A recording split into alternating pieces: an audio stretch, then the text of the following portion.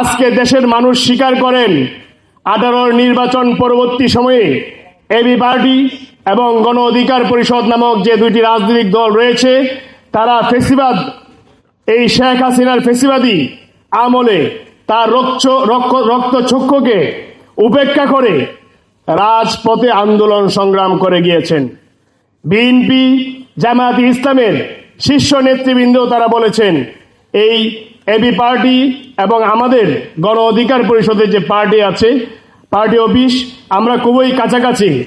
28শে October যখন বিএনপির উপর শেখ হাসিনা তার পুলিশ লেলিয়ে দেয়, এর পরবর্তী সময়ে এবং 24-এর নির্বাচন পরবর্তী সময়েও আমরা স্পষ্টভাবে বলতে পারি গণ অধিকার পরিষদ এবং এবি পার্টি আমরা এই বিজয়নগর পানির ট্যাঙ্কি এই এলাকায় পুরোদমে রাজনৈতিক আন্দোলন সংগ্রাম করে গিয়েছি।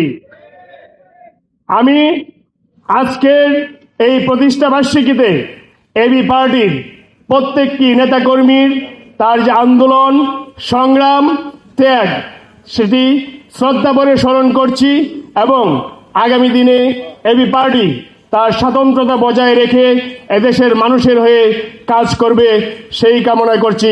ধন্যবাদ।